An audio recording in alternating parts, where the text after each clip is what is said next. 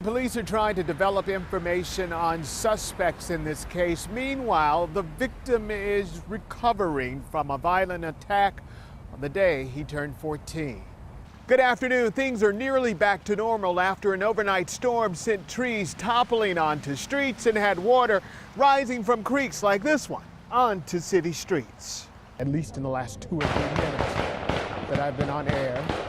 As you can hear in the background as this situation is going off, that was gunfire of some sort. Something has occurred as we were speaking live on air. Firefighters have been fighting this massive fire for going on 35 minutes. This came in at about 4:30 or just after 4:30 here in the 9500 block of Boston. The wind and rain event continued well into the morning. There was a man who was contracted to pick up mail for the United States Post Office. He was parked over there. His truck ended up right here. At this hour, detectives have a death mystery on their hands involving a 23-year-old woman who was found dead inside of her home on the city's southeast side. Investigators say the circumstances surrounding her death are suspicious. Anusha Roy joins us live from the scene with the latest.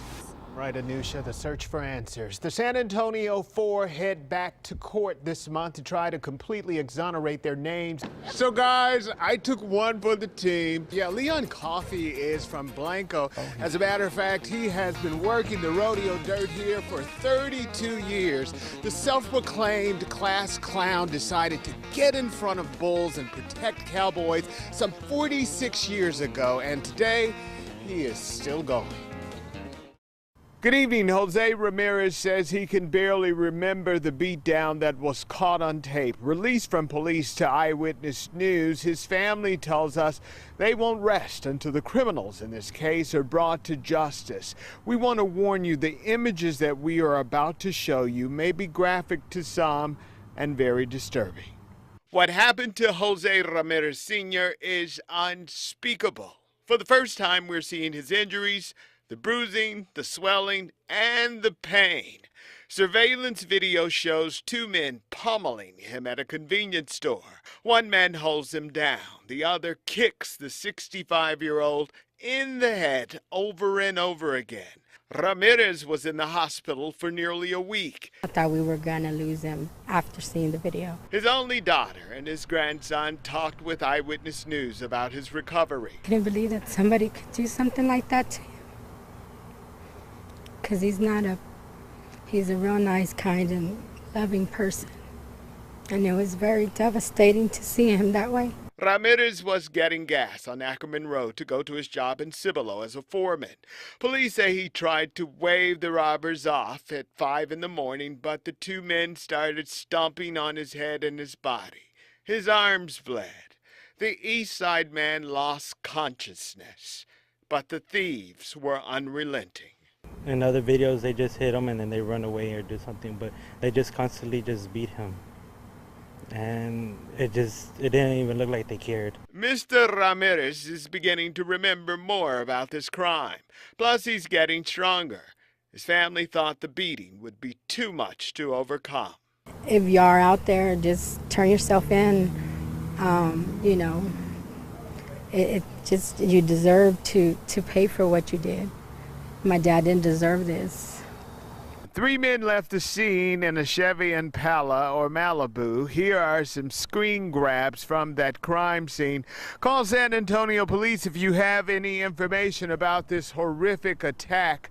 Marvin Hurst, KENS 5, Eyewitness News. The general and his wife live here at this retirement community. They've been married for 6 decades, but there are times that she does not recognize the man she married because she has Alzheimer's. The disease has changed their lives, but not their love. Well, Iris, we're going to go. There's not a day that goes by retired Lieutenant General Tommy Thompson doesn't spend with his wife. They met in 1951. 64 years later, he's still hooked on Iris. Well, I just knew that she was a really good-looking girl, and that I wanted to know her better. The two have been married since 1952 and have 3 children. She was a nurse, he was in the Air Force. We just had a really great marriage, and that's not sugarcoating it. Iris never raised her hand. Well, maybe she raised her hand, but she never hit me. not once. Life was wonderful when they retired in 1985.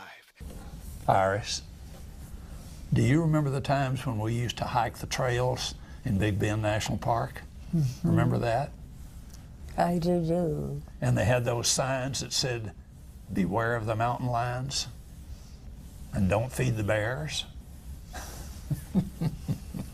Then life took a change when Iris recognized she had Alzheimer's symptoms. The doctors confirmed the couple's fear in 2001. Since that time, her condition has declined. She's in the advanced stage of dementia, but she still has moments of great lucidity, and we still have moments of great quality of life.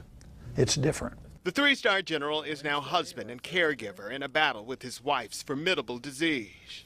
If you want to be crass about it, you'll hear some folks say, well, my wife and lover has become my child. But those roles haven't changed. And just the way those roles are carried out have changed. But his love never wavers because his heart still beats for the woman he loves so deeply. I like this morning.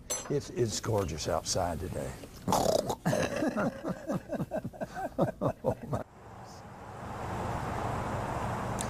The general says there are no big plans for Valentine's Day, just flowers, dinner, and lots of love with his wife. By the way, Matt and Sarah, every 67 seconds, someone has developed Alzheimer's in this country. That's 3 people since we've been on the air. Back to you guys. When Ana Laura Block walks in the door, everything about her says Fiesta. One of her many hats is being a heavy metal queen. Everything's appealing to me with Fiesta. I've never seen a bad medal. Her grandmother planted the seed to collect the Fiesta keepsakes in Ana Laura in 1964. By the mid-1990s, she had become a metalhead.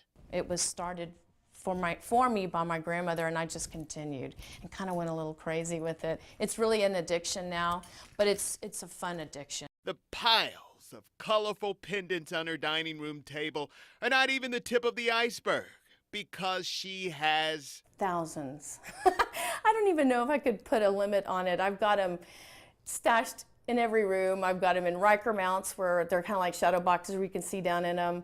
I have them in drawers. I have them all over. Let's be honest here. She has around 10,000 Fiesta medals, each with a connection to Fiesta goers. That's the part I like, is mixing with the people, finding their stories out. Each comes with a cause. I coupled my love of Fiesta with my love of animals. I'm president of the Animal Defense League, and so I thought, what a better way, there wasn't a better way, to highlight a little rescued animal on a bottle cap. And of course, each comes with a story. This medal may not be very outstanding to the person looking at it, but when I look at it, the memories flood back of my work at St. PJ's. Ana Laura goes to at least 3 Fiesta events during the 10-day party to extend her collection. She buys some on eBay and even goes to garage sales in search of the colorful pins. That's why she's been the medal-toting champion of Fiesta's Pin Pandemonium for 3 years straight, and San Antonio's Medal Queen. I will never stop, and I never have enough medals. Marvin Hurst, KENS 5, Eyewitness News.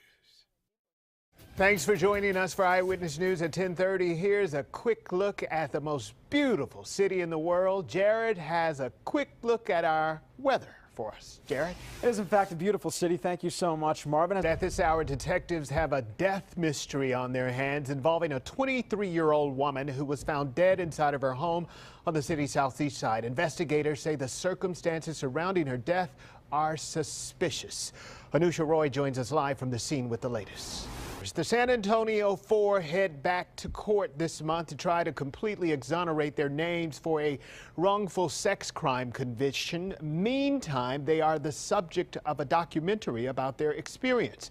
The film is called Southwest Salem, the story of the San Antonio Four. The documentary was screened in Dallas this weekend. You may recall in 1994, 2 young girls, 7 and 9, accused their aunt Elizabeth Ramirez and her 3 friends, Cassandra Rivera, Christy Mayhew, and Ana Vasquez, of sexually assaulting them. All 4 of them were convicted and sentenced to prison until one of the nieces recanted their story back in 2012, 18 years after the accusation. The director of the documentary says they started filming while the women were still behind bars. By 2013, all 4 women were out of prison. Enrollment for San Antonio's Pre-K for SA program ends tonight. If you need to enroll your child, you may still be able to do so online at sanantonio.gov/Pre-K for SA.